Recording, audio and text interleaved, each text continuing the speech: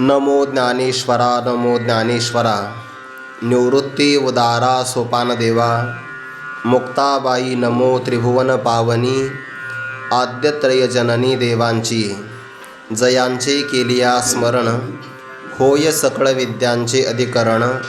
तेचे वंदो श्रीचरण श्री गुरूंचे ते नमस्कारोनी आता। तम विद्या दुःख संयोग वियोगम योग संज्ञितम। सनिश्चयेन युक्तव्यो योगो निर्विण्ण चेतसा। जया सुखाची आगोडी मन आरतीची सीची सोडी। संसाराची तोंडी गुंतले जे कैवल्य साम्राज्य चक्रवर्ती विश्वमौली ज्ञानोबाराय सकल ब्रह्मनिष्ठ गुरुजनांच्या परमकृपेने श्री भगवती ज्ञानेश्वरीच्या 6व्या अध्यायाचा विचार आपण करत आहोत। योग साधना केल्यानंतर ज्या साधकाचं चित्त सर्व विषयांपासून उपरामतेला प्राप्त झालं, अशा अंतर्मुख असणाऱ्या चित्ताच्या साधकाला अंतकरणाची अंतर्मुख भूमिका प्राप्त झाल्यानंतर तो आपल्या आत्मस्वरूपाला ज्ञानाच्या माध्यमातून जाणण्याचा प्रयत्न करतो। त्याला आत्मदर्शन होतं आणि आत्मदर्शन झाल्याबरोबर आत्मस्वरूपभूत असणाऱ्या आनंदामध्ये तो संतुष्ट होतो। स्वतःच्या समाधानासाठी त्याला कोणत्याही प्रकारच्या विषयाचं आलंबन घेण्याची आता गरज नाही। मग आत्मस्वरूपाच्या आनंदातच तो समाधानी का राहतो? कारण आत्मस्वरूपाशी एकरूपतेला अंतकरण प्राप्त झाल्याबरोबर ज्या सुखाचा लाभ होतो त्या सुखाला कोणत्याही प्रकारचा अंत नाही किंवा परिच्छेद नाही। देशकाल वस्तू यापैकी कोणताही परिच्छेद त्या आनंदाला लागत नाही। विषय आणि इंद्रिय यांच्या संयोगापासून जो आनंद प्राप्त होतो त्या आनंदाला महापुरुष आनंद असं म्हणत नाही। एही संस्पर्शजा भोगा दुःख योनय एवते। आद्यंतवंत कोणते यनते शुरमते बुधाहा। किंवा सुखम वैषयिकम शोक सहस्रेणावृतत्वतः। दुःखमेवेति मत्वाह नाल्पिस्ति सुखमित्यसो। हजारो शोकांनी जे व्याप्त आहे अशा वैश्विक सुखाला विचारी माणसं सुख मानायला तयारच होत नाही। म्हणून हे सुख तसं नाही हे सांगण्यासाठी अतींद्रियम शब्द वापरला। अंत नाही म्हणून आत्यंतिकम सुखम अतींद्रियम सुखम। परंतु याला ग्रहण करण्यासाठी एक विशिष्ट प्रकारचं अंतकरण लक्षणाने संपन्न असावं लागतं। म्हणून बुद्धिग्राह्यम, जे बुद्धी शुद्ध सत्वगुणवती आहे अशीच बुद्धी या आनंदाला ग्रहण करू शकते। किंवा याच असणाऱ्या अंतकरणामध्ये आनंदाचं प्रतिबिंब पडतं आहे। थोडक्यात भावाचा विचार सागरामध्ये प्रक्रिया आली ना, की मनुष्याला मी सुखरूप आहे असं कळत नाही आणि त्याची अपूर्णता त्याला सुखाकरता प्रयत्न करायला बाध्य करते। त्यामुळे त्याचा असा भ्रम होतो की ज्या अर्थी आपल्या आतमध्ये सुख मिळत नाही तर मग बाहेर मिळत असेल, हा समज पहिल्यापासून आहे। आतमध्ये नाही मिळालं की मनुष्य त्याचा बाहेर शोध घेतो आणि बाहेर लाता खाऊन नाही मिळालं की मग अंतर्मुख होण्याचा प्रयत्न करतो। हे ठरलेलंच आहे। म्हणजे आतमध्ये सुखाची उपलब्धी न झाल्यामुळे तो बाहेर शोध घेतो, त्याचं अंतकरण चंचल होतं। समज असा होतो की पंचविषयापैकी कोणत्या तरी विषयाने आनंद मिळेल। विषयाची प्राप्ती होती प्रयत्न केल्यानंतर। मग विषयाची प्राप्ती, जे अंतकरण अगोदर विषयाच्या अप्राप्तीमध्ये चंचल झालं होतं ते विषयाच्या प्राप्तीमुळे थोडं स्थिर होतं आणि स्थिर झाल्याबरोबर त्यामध्ये आत्मानंदाचं भान होतं। पण या सगळ्या गोष्टी सांगायला वेळ लागतो, घडायला मात्र वेळ लागत नाही। विषयाची प्राप्ती, अंतकरणाची स्थिरता, आत्मानंदाचं त्या अंतकरण वृत्तीमध्ये भान, या सगळ्या गोष्टी एका क्षणात युगपत घडतात आणि जीवाला आत्मानंदाचाच आस्वाद मिळतो। पण त्याला असं वाटतं मला हे विषयापासून सुख मिळालं, असं मात्र कधीही घडत नाही। विषयात मुळामध्ये आनंद नाही। जर आनंद असता तर सार्वत्रिक सार्वकालिक सर्वांना तो मिळाला पाहिजे।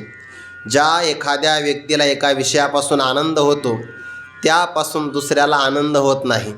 समजा एखादी व्यक्ती धडधाकट आहे, त्याला गुलाबजामुन पाहिला, पाहिला काय नुसतं त्याला कळालं की उद्या पंगत आहे की त्याला आजच आनंद होतो। पण ज्याला मात्र साखरेची अडचण आहे त्याला त्यापासून आनंद होत नाही। म्हणजे एकच विषय सर्वांना सर्व कालामध्ये आनंदी करू शकत नाही। बरं, एकच विषय आहे तोही त्या व्यक्तीला सदैव आनंद देत नाही। ज्याने मनसोक्त गुलाबजामुन सेवन केले आहे. एक अवस्था अशी येते की ज्या आनंदाने त्याने पहिला घास खाल्ला होता त्या आनंदाने आता तो 50वा घास खात नाही. म्हणजे तो विषयसुद्धा त्याला कायमचा आनंद देत नाही. बरं दिला तरी पण क्षणभंगूर आनंद होतो, म्हणून विचारी माणसं त्या आनंदात रममान होत नाही. शारीरिक आनंदापेक्षा इंद्रियांचा आनंद मोठा आहे. इंद्रियांपेक्षा मानसिक आनंद जास्त आहे. मानसिक आनंदापेक्षा बौद्धिक आनंद जास्त आहे. एखादी आपण संत वाङ्मयातलं प्रमाण ओवी पाहतो आणि आपल्या बुद्धीने विचार करता करता जर एखादं अपूर्व चिंतन आपल्याला कळालं, एखादं सापडलं आपल्याला त्या ओवीतला प्रमाणातला भाव, तर ते आपल्या बुद्धीमध्ये चिंतन स्फुरित होतं. आणि आशय बुद्धीमध्ये एखादा भाव प्रगट झाला की तो बौद्धिक आनंद आहे. तो आनंद ज्याला मिळाला त्यालासुद्धा बाकीचं काही करावंसं वाटत नाही. हा तर आत्मिक आनंद आहे, हा आपल्या स्वरूपाचा आनंद आहे आणि या आनंदापेक्षा दुसरा कोणताही लाभ मोठा नाही. म्हणून ज्याला आत्मानंद प्राप्त झाला ना, त्या पुरुषाचं लक्षण आहे की तो दुसऱ्या कोणत्याही विषयाची अपेक्षा करतच नाही. जो आत्मलाभासारिखे गोमटे काही चिन्ह देखे, मनोनि भोग विषेखे हरिखे नाजो. जीवनातले सगळे प्रयत्न केले, व्यवहारामध्ये एखादी व्यक्ती मोठी झाली, मोठ्या पदावर विराजमानही झाली, सगळ्या प्रकारच्या सामुग्रीचा संग्रह केला, परंतु नियम असा आहे, राजा असो, इंद्र असो किंवा कोणी असो, नाहीतर रस्त्यावर खडी फोडणारा एखादा कामगार असो, आनंदाकरता सर्वांना अंतर्मुखच व्हावं लागतं. आणि जोपर्यंत कोणती व्यक्ती मीपणा माझेपणा सोडत नाही तोपर्यंत त्याला आनंद मिळत नाही. सामान्य व्यवहारातलं उदाहरण आहे आपलं. सुषुप्ती अवस्थेमध्ये आपल्याला आनंद मिळतो तेव्हा आपल्याला मी कोण आहे हे पहिलं विसरावं लागतं. त्याच्या अगोदर माझं काय काय आहे हे विसरावं लागतं. म्हणजे अहंता आणि ममता सोडल्याशिवाय जर आनंदच मिळत नाही तर मनुष्य आपल्या जीवनामध्ये किती मोठी ममता गोळा करतो, प्रचंड गोळा करतो. मौल्यवान आयुष्य खर्च करतो. कशासाठी? यातून मला आनंद मिळेल. पण जीवनातलं सूत्र असं आहे की त्यागाशिवाय आनंदच नाही. त्यागात शांतीही, त्यागाने शांती आहे, भोगाने किंवा संग्रहाने शांती होत नाही. पण फार मोठा जीवनाचा कालावधी गेला, काही वर्षानुवर्ष वाया गेले आणि मग त्याला असं वाटतं मी काहीतरी पुरुषार्थ केला आणि हे मिळवलं. पण हे जर सहजासहजी जर त्याला मिळालं, कारण यावर सुद्धा श्रद्धा असावी लागते. हा निश्चय किंवा धारणा होण्यासाठी, आपल्या मनाच्या दृढ धारणा टिकण्यासाठी सुद्धा फार मोठं शुद्ध पुण्य असावं लागतं. पुण्याशिवाय हे एकतर हे ऐकायलाच भेटत नाही. ऐकायला भलतंच काहीतरी भेटतं, ऐकायला हे भेटत नाही. बरं भेटलं तर मनुष्याला हे पटत नाही, पटलं तर त्यामध्ये तो रंगत नाही. आणि जर त्यामध्ये तो रममाण झाला की मग त्याला दुसरं काही करावं असं वाटत नाही. म्हणून जी साधक व्यक्ती असेल, जो कोणी एखादा साधक चांगल्या साधनाने संपन्न असेल किंवा कोणती एखादी जीवन जगणारी व्यक्ती असेल, जर त्याला आपल्या जीवनामध्ये समाधानासाठी, सुख किंवा आनंदाच्या प्राप्तीसाठी संत वाङ्मयावर त्याचं जर प्रेम जडलं असेल तर त्याच्यासारखा पुण्याईनं श्रीमंत या जगतामध्ये दुसरा कोणताही साधक नाही किंवा दुसरी कोणती व्यक्ती नाही. हे सिद्धांत आहे. मोठा लाभ प्राप्त झाला हा आत्मिक आनंद आहे. यापेक्षा तो कोणताही अत्यधिक मोठा लाभ न मन्यते. हे मानणं महत्त्वाचं आहे बरं. हे पहिल्यांदा मान्य झालं पाहिजे. मान्य जर झालं तर स्वीकार होतो, नाही मान्य झालं तर तिरस्कार होतो किंवा त्याग होतो. मान्य झालं पाहिजे व्यवहारामध्ये. या आत्मलाभापैकी आत्मलाभ झाला की याच्या पलीकडे दुसरा कोणता लाभ नाही की जो आता जीवनामध्ये मिळवायचा आहे, आणि यापेक्षा अत्यधिकही नाही की ज्यामुळे याचा त्याग करून त्याचा भोग घ्यायचा आहे. कारण अधिक पाहिलं की मनुष्य पहिल्याचा त्याग करतो. का अधिकावरून जर जाते ना, व्यवहारातलं उदाहरण आहे, ज्याला 90 रुपये मिळाले त्याची दृष्टी कुठं जाते? 100 रुपयावर जाते. तो 80कडं पाहत नाही. अत्यधिक मिळालं की त्याला 90चं समाधान नाही होत. त्याला असं वाटतं 100 मिळाले म्हणजे कशाला तेवढे तरी 10 कमी राहिले असेल असं वाटतं बघा. म्हणजे अधिक झालं की मागचा त्याग होतो, आणि यापेक्षा दुसरं काही असेल तर तेही मनुष्याला मिळवा असं वाटतं. पण आत्मलाभ असा आहे, अपरम लाभम न मन्यते अधिकम ततः न मन्यते, यापेक्षा मोठाही लाभ नाही आणि यापेक्षा दुसराही कोणता लाभ नाही की जो मिळवला पाहिजे. विषयाच्या आनंदामध्ये पर्याय आहे बरं. शब्द, स्पर्श, रूप, रस, गंध पर्याय आहे. त्यामध्ये सुद्धा इहलोकापेक्षा स्वर्गातला आनंद अधिक आहे म्हणजे पर्याय आहे. स्वर्गापेक्षा सत्यलोकातला आनंद जास्त काळाचा आहे. कारण स्वर्गात पुण्य संपलं की इच्छा जरी नसेल तर मागं यावं लागतं. ज्ञानोबारांची ओवी आहे, मग तया पुण्याची पावटी सरे सवेची. तुम्हाला नाही बुवा मग आता इतक्या दिवस मी कारभार चालवला इंद्रपदाचा, तर थोडीशी वाढून द्या ना मुदत. मुदत सवेची शब्द काय वापरला, पुण्याची पावटी सरे सवेची. त्याची पुण्याची पायरी किंवा पावती किंवा उटी सरली. ते गाडी असते ना, एखादी गाडी चढायला लागते बघा. आता हे घाटं कमी झाले आपल्या तिकडं जात असताना. ते पूर्वी आम्ही मोदकोरी आणायचो तेव्हा ते आता लोक भरपूर असायचे त्या गाडीमध्ये. मग ते सरळ नाही गाडी चालते, तिरकी चालते अशी. मग कधी कधी फारच जास्त असले की तो उतरतो आणि एखाद्याला म्हणतो उटी लाव काहीतरी. पाठीमागून चाकात दगड लावले जातात. आता दगड काढला तर जितक्या वेगाने गाडी चढते का त्याच्या कैक पटीनं खाली उतरते. तसंच आहे, इंद्र 100 यज्ञ पुण्य करून स्वर्गावर जातो. जितक्या पुण्याईच्या कष्टाने तो वरती गेला त्यापेक्षा प्रचंड वेगात खाली येतो. प्रचंड वेगामध्ये. ते नहुष राजा आहे ना, नहुष राजाला घाई झाली होती. तर ते घाई करता संस्कृतमध्ये सर्प सर्प लवकरात लवकर चला असा शब्द वापरला जातो. त्यांनी एका ऋषीच्या पाठीवर लात मारली. आता ऋषींचा हाच तर मोठेपणा होता की त्यांनी पालखीला खांदा दिला होता. हाच मोठेपणा होता ना ऋषींचा, कारण तो अपूर्व वाहनामध्ये बसून त्याला यायचं होतं. मग आला कशामध्ये, सप्त ऋषींनी खांदा दिलेला आहे ज्या पालखीला, त्या पालखीत बसून आला. एवढंच मोठं झालं त्यासाठी.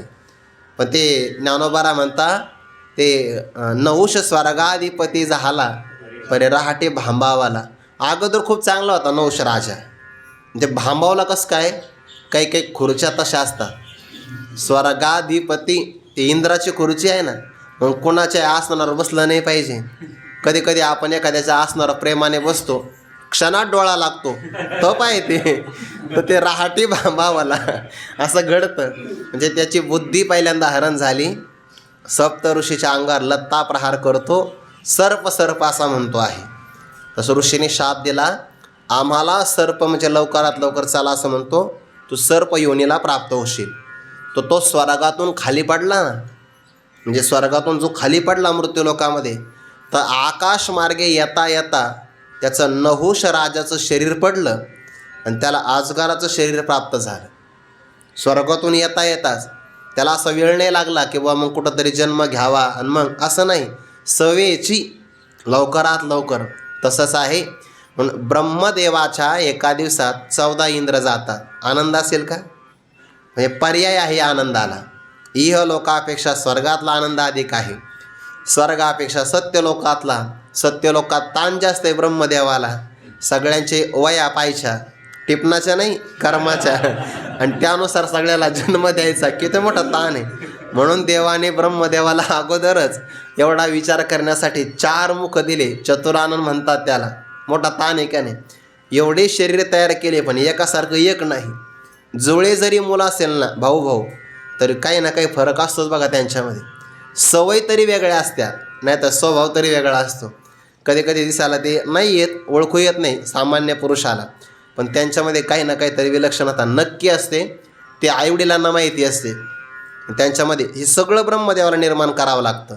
किती मोठा ताण असेल म्हणून आनंद नाही. जास्त ताण असेल ना तर आनंद नाही घेता येत बघा. म्हणून जे मोकळा असतो, लहान मुलं बघा किती खेळतात, मस्त मोकळे राहतात. जेवले नाही तर नाही जेवले, काही घेणं नाही, कारण ताणच नाही ना पाठीमागं. ते तुकोबारांचं प्रमाण आहे, खांदी भार पोटी भूक, काय खेळायचे सुख. ज्याच्या पोटामध्ये फार भूक आहे ना, जेवढी मोठी तृष्णा आहे, जेवढ्या मोठ्या अपेक्षा आणि इच्छा आहे, व्यवहारातल्या माणसामध्ये वा तो फार महत्त्वाकांक्षी आहे. फार महत्त्वाकांक्षी. अरे महत्त्वाकांक्षी नाही, तो अपूर्ण आहे म्हणून त्याला महत्त्वाकांक्षा जास्त आहे. खांदी भार पोटी भूक. पोटामध्ये भूक असेल आणि खांद्याला जबाबदारी असेल तर खेळण्यातला आनंद नाही. मग तो व्यवहारातला असो नाहीतर परमार्थातला, याला मोकळंच व्हावं लागतं.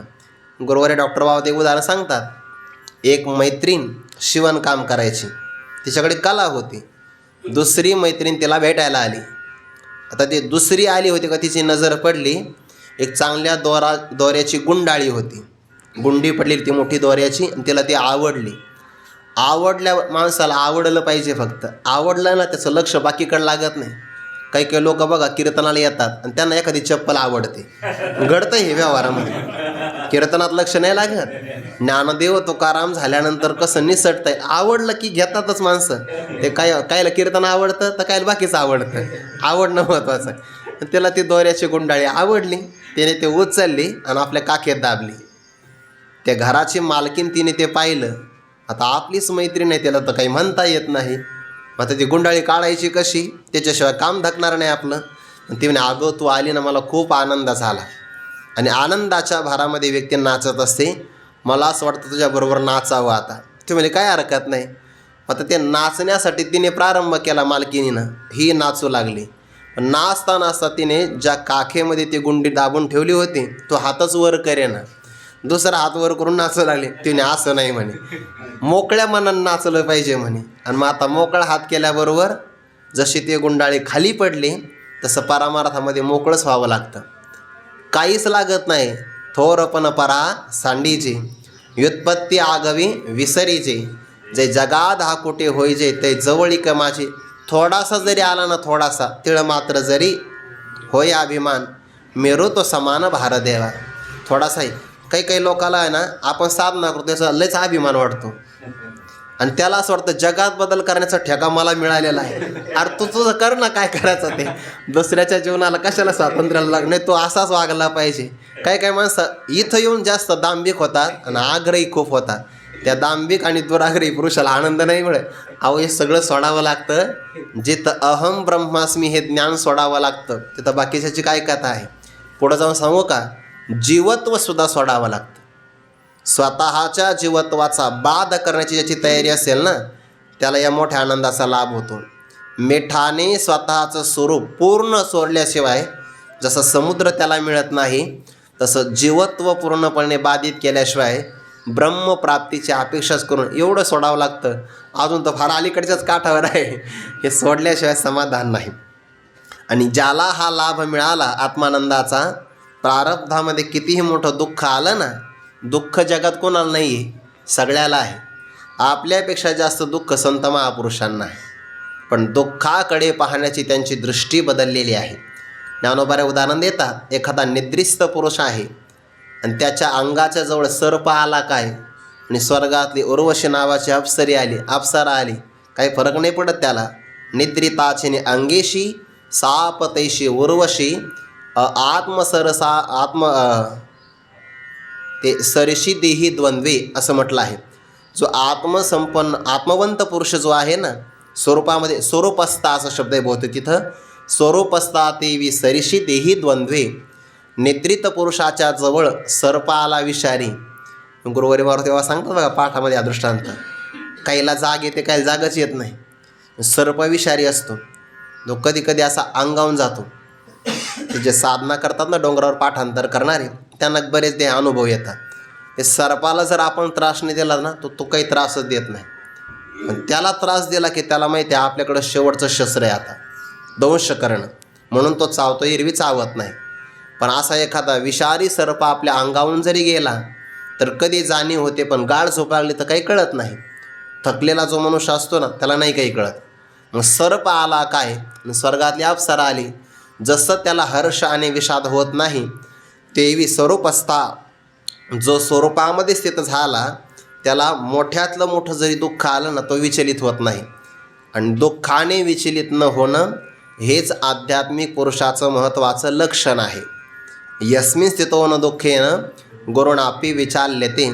म्हणून ब्रह्मज्ञान ब्रह्मविद्या प्रारब्धामध्ये बदल नाही करत, परिस्थितीमध्ये बदल नाही करत, फक्त हे अध्यात्म मनस्थितीमध्ये बदल करतं. म्हणून प्रारब्ध तर एखाद्या व्यवहारातल्या पुरुषाचं फार प्रारब्ध अनुकूल असतं. ते कधी पंढरीची वारी करत नाही, गळ्यामध्ये तुळशी माळाही परिधान करत नाही, तरी आनंदात राहतात. आणि काही काही माणसं एकही नियम चुकत नाही, तो कायम दारिद्र्यात दुःखामध्ये राहतात. मग कंटाळावं का, ओबग मानू नये. मागचा हिशोब चालू आहे असं मानावं, त्याचाही आणि आपलाही. फक्त आपला भोगून संपायचा आहे आणि त्याच्याही पुण्याचं भोगूनच संपणार आहे, समाधान मानावं. दुःखाच्या प्रसंगाला तो विचलित नाही होत. मनस्थितीमध्ये बदल अध्यात्म करतं. मग आता योग कशाला म्हणता? दुःखाच्या संयोगाचा वियोग होणं, याला योग नावाची संज्ञा आहे.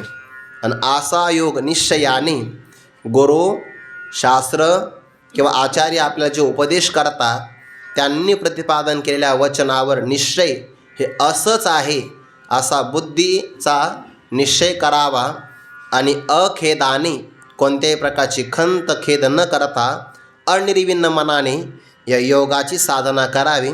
असा आपण 23वा श्लोक पाहतो आहे.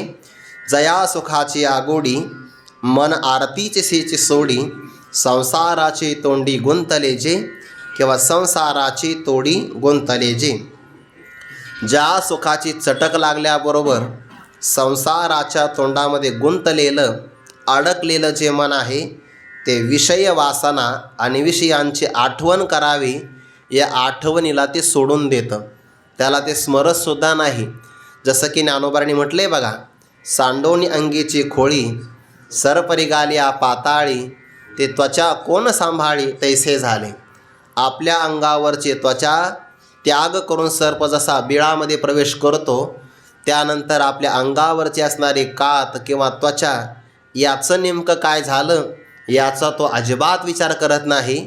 तसं ज्याचं अंतकरण या आत्मानंदाची चटक लागल्याबरोबर बरं या आनंदाला विषयाचं आलंबन लागत नाही.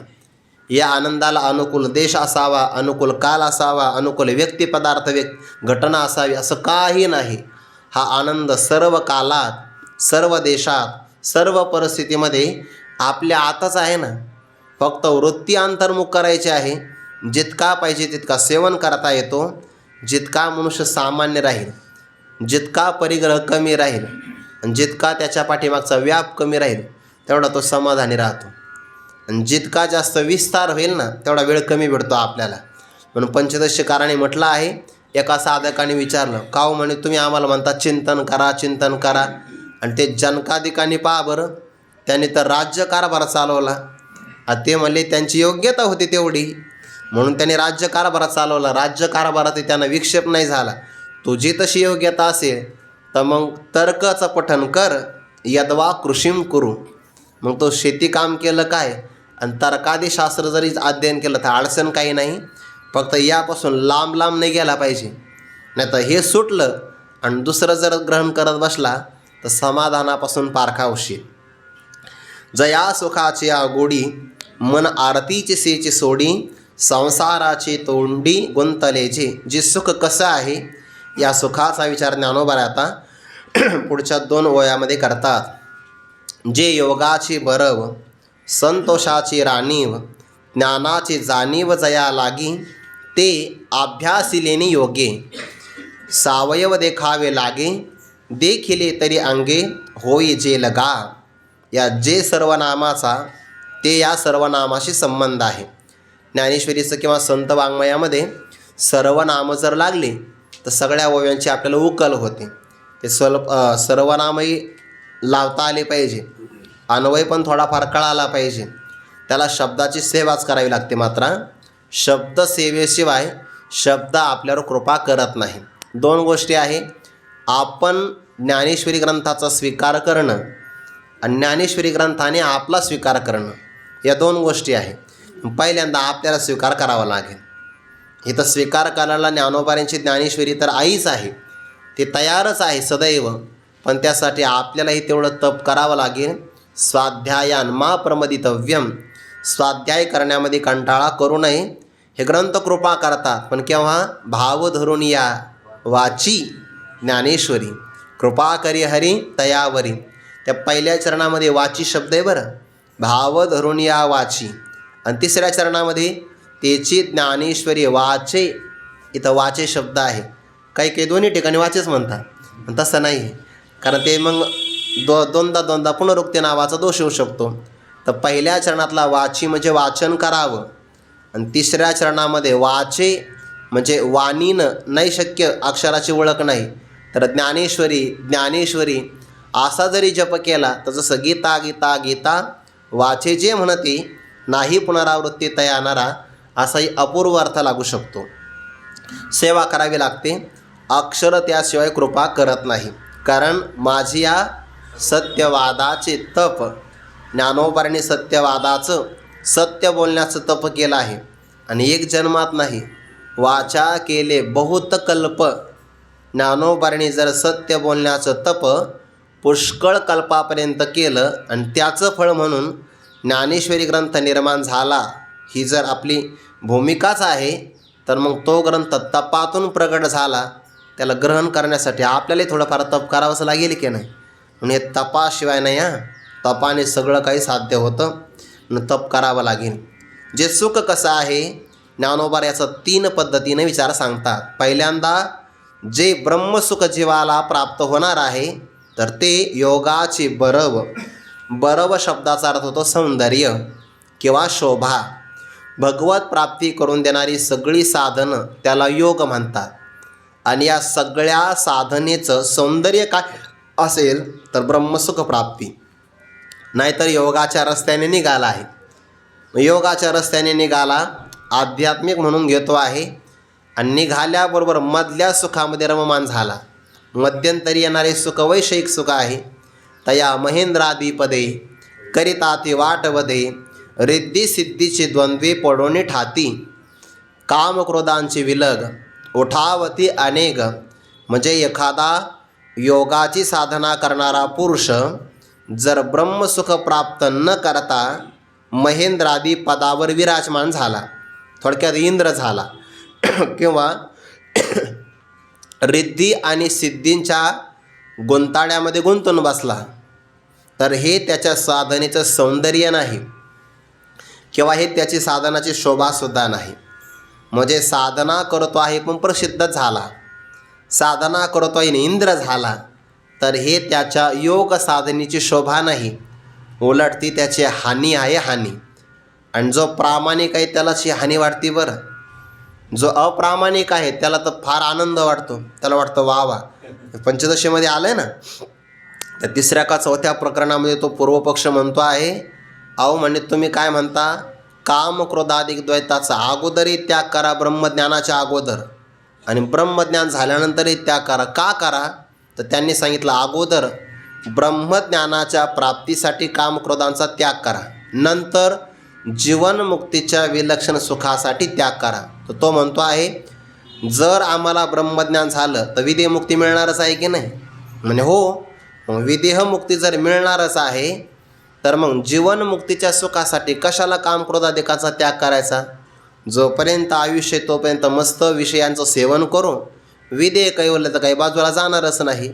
मग उत्तर त्याला असं दिलं, तू जर जीवनमुक्तीच्या विलक्षण सुखासाठी विषयाचा त्याग करू शकत नाही, म्हणजे विषयांचे लालसा आहे, विषय भोगण्यासाठी जो जीवनमुक्तीवर पाणी सोडू शकतो, तो भविष्यामध्ये दिव्य असणाऱ्या स्वर्गाच्या सुखासाठी विदेह कैवल्याचाही त्याग करू शकतो. त्यामुळे मग एक काम कर ना, तू स्वर्गालाही सोडून दे ना, तू स्वर्गही सोडून दे. नाही म्हणे, मग स्वर्ग जर सोडला, स्वर्ग जर ग्रहण केला आपण, म्हणजे आपला ब्रह्मसुखही सोडून दे ना, तू विदेह कैवल्याचा परित्याग कर. तो नाही विदेह कैवल्याचा परित्याग केला तर स्वर्ग मिळतो हे खरं आहे, पण स्वर्गामध्ये दोष आहे. अरे स्वर्गातल्या सुखापेक्षा इथं जास्त दोष आहे, पण तो मात्र पाहत नाही. असा तिथं विचार आला आहे. विड्वराहादी तुल्यत्वम मा कांक्षिस्तत्वविद भवान सर्वधी दोष संत्यागात लोकही पूज्यस्व देववत.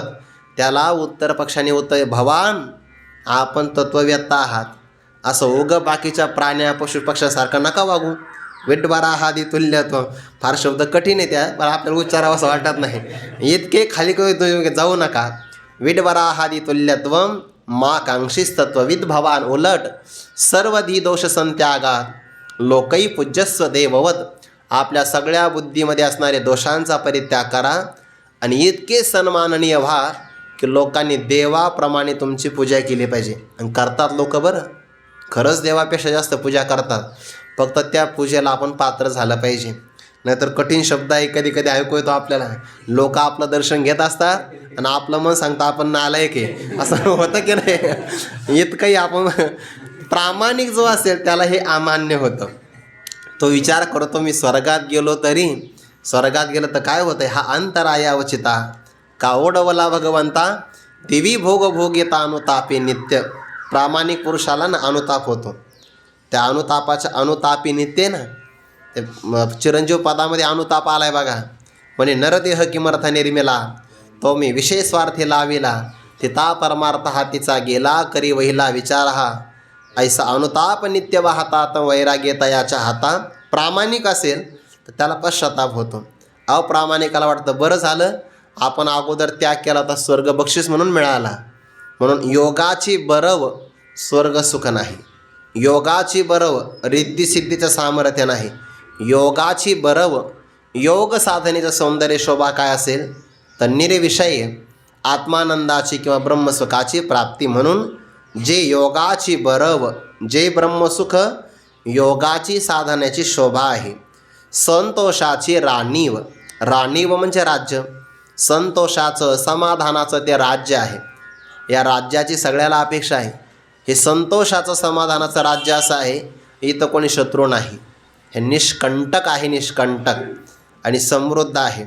फक्त याला वृत्ती चांगली लागते बरं. देखा संतोष एक न जोडे, तवचे सुखाचे सेंग सांकडे. मग जोडली या कवणीकडे अपुरे अशी. ज्याचं आतून मन संतुष्ट समाधान आहे त्याला समाधानासाठी काही लागत नाही.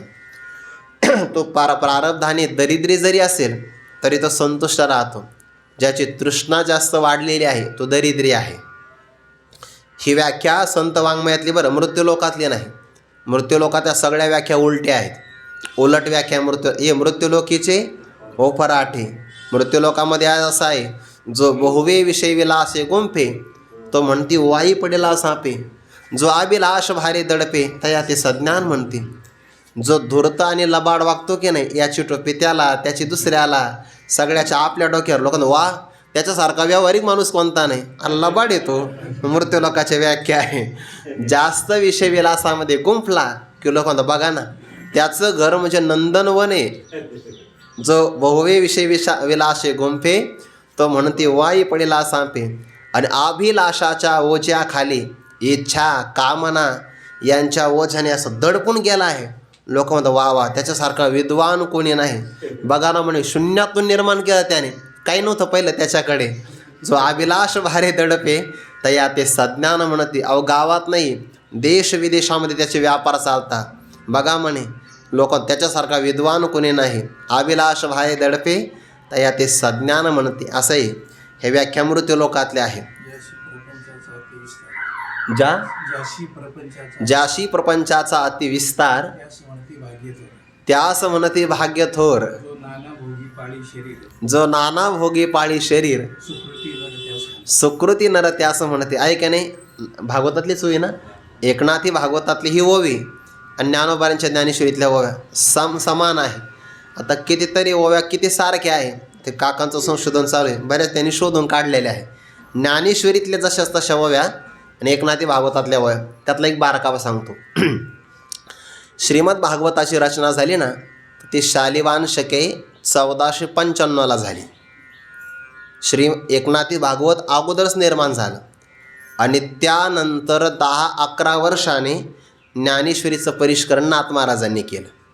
आता अगोदर जर ज्ञानेश्वरीचं परिष्करण केलं असतं आणि नंतर एकनाथी भागवताची रचना झाली असती तर आपल्याला तर्क करता आला असता की ज्ञानेश्वरीचं प्रतिबिंब त्यामध्ये उमटलेलं आहे. कारण नाथांनी हा ग्रंथ वाचला आणि मग शुद्धीकरण केलं आणि त्यानंतर एकनाथी भागवत रचलं. पण तसं नाही घडलं. ते 1495 एकनाथी भागवत निर्माण झालं आणि श्री शके 1576 जवळपास 11 वर्षाने ज्ञानेश्वरीचं परिष्करण झालं. असं असतानाही एकनाथी भागवतामध्ये ज्ञानेश्वरीचं प्रतिबिंब का उमटलं, तर त्याचं उत्तर असं आहे, श्री शांतीब्रह्म एकनाथ महाराजांनी श्री जनार्दन स्वामींच्या मुखातून ज्ञानेश्वरी अमृतानुभव हे ग्रंथ श्रवण केले होते अगोदरच आणि त्यामुळे ते प्रतिबिंब उमटलं असा आपल्याला अंदाज करता येतो. संतोषाची राणीव, जे संतोषाचं समाधानाचं राज्य आहे, कोणतं ब्रह्मसुख. ज्याला ब्रह्मसुख मिळालं त्याच्यासारखा जगतामध्ये दुसरा कोणता व्यक्ती संतुष्ट नाही. यस्त्वात्मरतिरेव स्यात् आत्मतृप्तश्च मानवः आत्मन्येव च संतुष्टस्तस्य कार्यम न विद्यते. तो समाधानी राहतो. आणि समाधान एक अमृत आहे. अमृत जो समाधानाच्या अमृताने तृप्त आहे त्याला जे सुख मिळतं ना, त्या सुखाची 16वी कलासुद्धा बाकीच्या कोणत्याही लोकाला मिळत नाही. संतोष अमृत आहे. ते ज्याला मिळालं त्याच्यासारखा समाधानी संतुष्ट दुसरा नाही. त्याला जेवढा आनंद मिळतो ना, आपण होतो 16 आणे, एका रुपयामध्ये ना 16 आणे असतात. आता ते आणे बंद झाले बघा. पूर्वी 4 आणे असायचे म्हणजे 25 पैसे, 8 आणे 50 पैसे हे चालायचे. बरं मी सुद्धा त्या दुकानात चालू आहे, मी खूप जुना आहे असो ते चालायचे. म्हणजे एका रुपयामध्ये 16 आणे असायचे की नाही. ज्याला संतोष अमृत मिळालं त्याला 16 आणे सुख मिळतं, म्हणजे पूर्ण सुख मिळतं. आणि जे दरिद्री आहेत, व्यवहारातले श्रीमंत पण परमार्थातले दरिद्री, तर ते तुलनासुद्धा करू शकत नाही. त्यांना 1 आना एवढंसुद्धा आनंद मिळत नाही. ते ब्रह्मसुख म्हणजे संतोषाचं राज्य आहे. आणि आतापर्यंत आपण जे साधना करतो, ज्ञानाचे जाणीव जया लागी. जाणीव म्हणजे ज्ञातेपणा. तर ज्ञान 2 प्रकारचं आहे. एक आहे स्वरूपभूत ज्ञान, ज्या स्वरूपभूत ज्ञानाला ब्रह्म किंवा आत्मा असा शब्द आपण योजतो आहे. आणि दुसरं ज्ञान आहे वृत्ती ज्ञान. त्या वृत्ती ज्ञानामध्ये सुद्धा 2 प्रकार. एक बाह्य पदार्थाचं होणारं वृत्ती ज्ञान आणि अंतर्मुख वृत्तीने झालेलं अहम ब्रह्मास्मी इत्याकारक वृत्ती ज्ञान. तर ते महत्त्वाचं ज्ञान हे आहे. जी साधना आपण करतो की नाही, सगळी साधना, ही सगळी साधना ब्रह्मज्ञानासाठी असं जेव्हा आपण म्हणतो तेव्हा त्यातला मर्म भाग असा आहे की सगळी जीवनातली साधना ब्रह्म आणि ब्रह्माचं ज्ञान असा अर्थ नाही आहे. तर अहम ब्रह्मास्मी इत्याकारक वृत्ती ज्ञान यासाठी सगळी साधना आहे. कारण अहम ब्रह्मास्मी या आकाराची वृत्ती झाली तरच ती वृत्ती आत्मस्वरूपावर असणाऱ्या अज्ञान आवरणाला भंग करते. आणि एवढ्याकरता जीवनातली सगळी साधना आहे. म्हणजे मग एकदा आवरण भंग झालं की त्या आत्म्याचं प्रकाशन करण्यासाठी कोणत्या ज्ञानाची गरज आहे? कोणत्याच ज्ञानाची गरज नाही. कारण आवरण विरहित असणारं ब्रह्म किंवा आत्मा हा स्वयंप्रकाश आहे. आणि स्वयंप्रकाशाच्या प्रकाशासाठी जर दुसऱ्या प्रकाशाची गरज असेल तर त्याला स्वयंप्रकाश असं म्हणताच येणार नाही. म्हणून जया लागी म्हणजे ज्या ब्रह्मसुखासाठी अहम ब्रह्मास्मी इत्याकारक वृत्ती ज्ञानाचा ज्ञातेपणा ग्रहण करावा लागतो. ज्ञानाची म्हणजे वृत्ती ज्ञानाची. पण कोणतं वृत्ती ज्ञान? शब्दस्पर्शादिकांना विषय करणारं वृत्ती ज्ञान नाही, तर ब्रह्म मीच ब्रह्म आहे अशा वृत्ती ज्ञानाचा ज्ञातेपणा जाणीव जया लागी ज्या सुखाकरता संपादन करावा लागतो. आणि इथपर्यंत एकदा वृत्ती झाली अज्ञान आवरणाला भंग करते. तैसा आत्मदर्शने आढळ असे अविद्येचा जो मळ तो शास्त्रनाशी निर्मळ मी प्रकाशे स्वय. या प्रक्रिया आपण कायमच पाहत असतो की नाही. बाह्य ज्ञानासाठी वृत्ती ज्ञानाची पण गरज आहे. आणि त्या वृत्तीमध्ये असणारा चिदाभास ज्याला फलव्याप्ती असं म्हणतात त्याची पण आवश्यकता आहे. बाह्य ज्ञान व्हायचं असेल तर आवरणभंगासाठी वृत्ती ज्ञान, त्या पदार्थांचं प्रकाशन करण्यासाठी फलव्याप्ती चिदाभासाची गरज आहे. पण जेव्हा वृत्ती अंतर्मुख होते तेव्हा आत्मा तर स्वयंप्रकाश आहे. त्यावर फक्त अज्ञानाचं आवरण तेवढं भंग करण्यासाठी वृत्ती ज्ञानाची गरज आहे.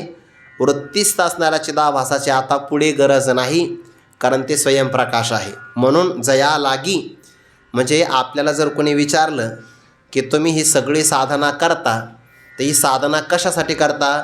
ब्रह्मप्राप्तीसाठी करता का अज्ञानाचं आवरण दूर करण्यासाठी करता? तर एकच वाक्यात उत्तर द्यायचं, आम्ही सगळी साधना अज्ञान आवरणाची निवृत्ती करण्यासाठी करतो. म्हणजे मग ब्रह्मप्राप्तीसाठी तुम्ही काहीच नाही का करत? काहीच करत नाही, करणारही नाही, कारण ब्रह्मप्राप्तच आहे. फक्त अप्राप्तीचा भ्रम झाला तेवढा फक्त घालवायचा आहे.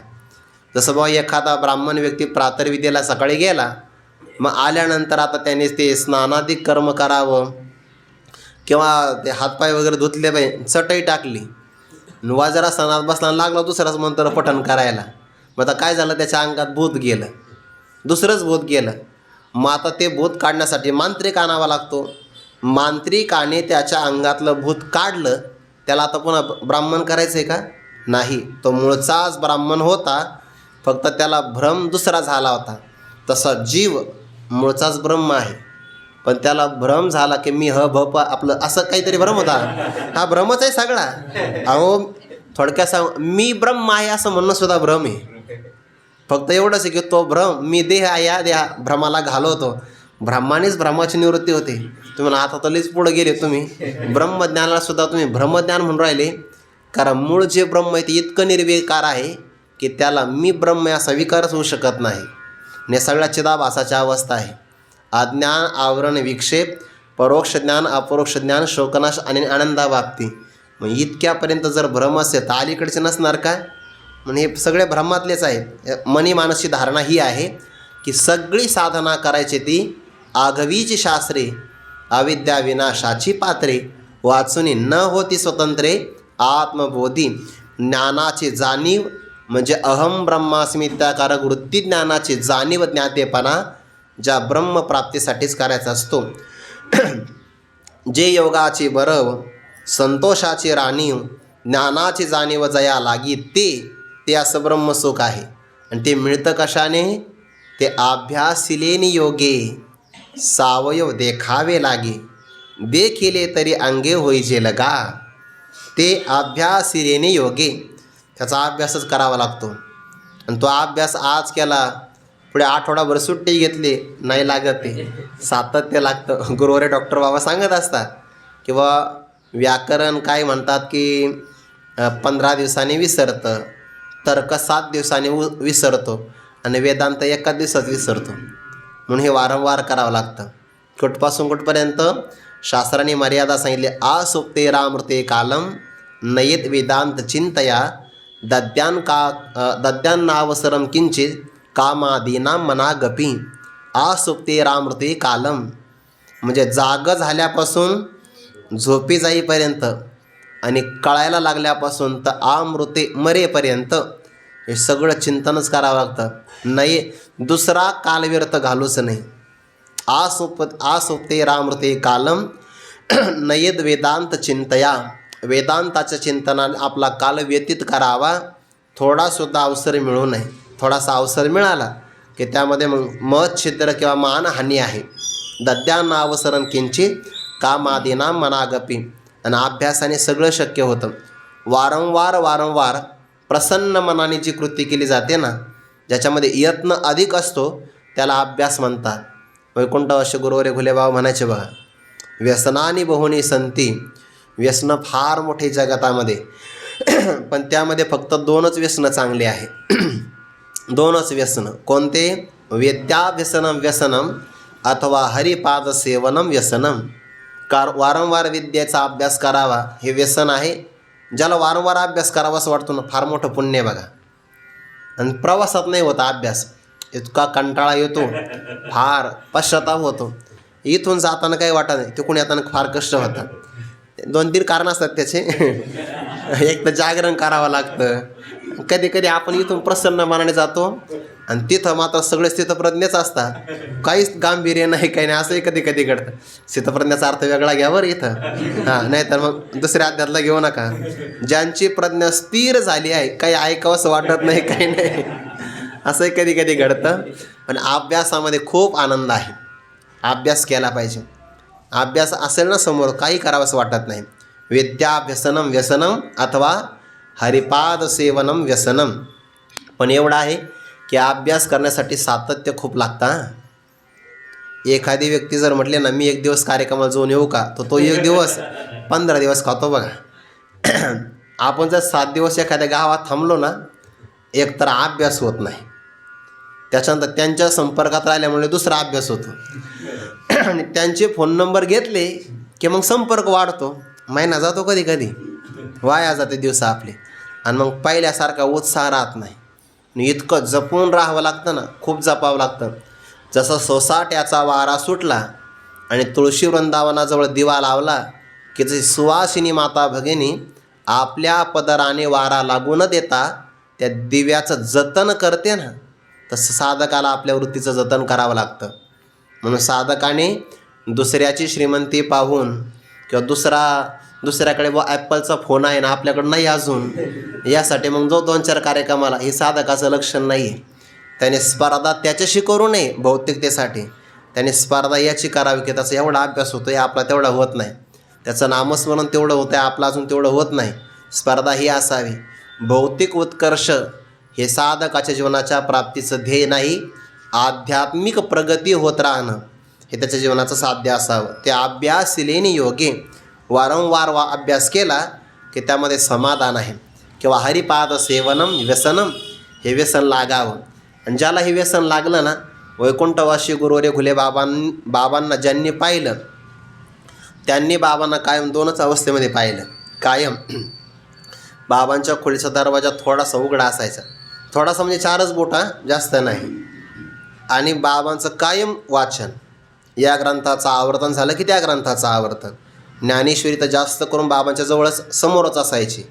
आणि ग्रंथाचा स्वाध्याय झाला की एक तर जपमाळा हातामध्ये असायची. 2च गोष्टी बाबा पाठामध्ये म्हणायचे, बुवा सरते शेवटी नामस्मरणावरच यावं लागणार आहे.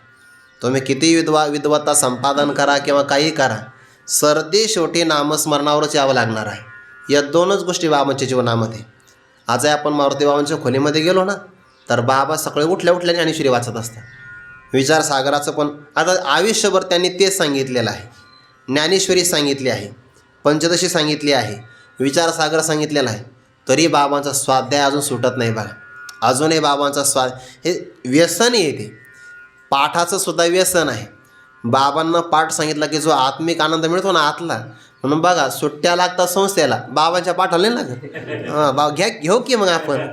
आणि यावर्षी बाबांनी मग आहे ना, सीतारामाची इच्छा आहे म्हणे, घेऊन आपण मंगलाचरण, इतकं सुंदर मंगलाचरण सांगितलं 16व्या अध्यायाचं. अपूर्व, खूप अपूर्व प्रक्रिया. आयुष्यभर केलेलं चिंतन आहे त्यांनी. आणि तो आनंद ते स्वतःही भोगता, दुसऱ्यालाही प्रदान करता. अभ्यासिलेने योगे, म्हणून अभ्यास हा मनुष्याचा कधी खंडित होता कामा नये. ज्या दिवशी आपल्याला वाटलं ना माझा लय अभ्यास झाला, आता इथं पुढं मला काही करायची गरज नाही, समजून घ्यायचं होतं, एक पायरी आता खाली उतरायला सुरुवात झाली. म्हणून जास्त लोकसंग्रहामध्ये वावरणं, म्हणून काही लोक प्रामाणिक काही कबूल करतात. बरं, आम्ही लोकसंग्रहामध्ये जास्त गुंतल्यामुळे आम्हाला ग्रंथ उघडायला सुद्धा वेळ भेटत नाही. ते कबूल करतात की त्यांना ग्रंथ उघडायला वेळ नाही. आणि त्यांच्याकडे बघून बाकीचे लोक म्हणतात त्यांच्यासारखी मोठी व्यक्ती मी पाहिली नाही. असं व्यवहारातले लोक, त्यांच्या जीवनातली एक खंत एकीकडं आहे आणि बाकीचे लोक समजतात काय. म्हणून जितका अवसर चांगला मिळेल तेवढं चांगलं आहे बघा. तैसे आत्मज्ञान विकी, जव निश्चिती नाही निकी, तव नोहावे यागादिक उदासीन. खूप गोड ओवी बरं का ही 18व्या अध्यायातली. ज्ञानोबा म्हणता, एखादी व्यक्ती जर वेगात चालत असेल, जे चालणे वेगावत जाई तो वेग बैसावयाची होय. वेगाने चालत असेल तर त्याचं वेगातलं चालणं जसं भविष्यामध्ये बसण्याकरता कारण ठरतं, तसा आपण केलेला वारंवार केलेला अभ्यास हा आत्मज्ञानासाठी चांगला आहे. पण कुठपर्यंत करावा? तैसी आत्मज्ञान विखी म्हणजे विषयी. आत्मज्ञानाच्या विषयी जव म्हणजे जोपर्यंत आपल्या अंतःकरणाची धारणा दृढ निश्चय चांगला होत नाही, तोपर्यंत अंतःकरण शुद्धीसाठी आवश्यक असणारी किंवा अंतःकरणाच्या स्थिरतेसाठी आवश्यक असणारी कर्म, उपासना आदी करून जी कर्म आहे त्यामध्ये कंटाळा करू नये. तैसे आत्मज्ञान विखी, जव निश्चिती नाही निकी, तव नो हावे यागादिक उदासीन. तोपर्यंत यागादिक कर्म, आदिपदाने बाकी सगळी कर्म घ्या, साधना घ्या, त्यामध्ये उदास होणे. नोहावे यागादिके उदासीन.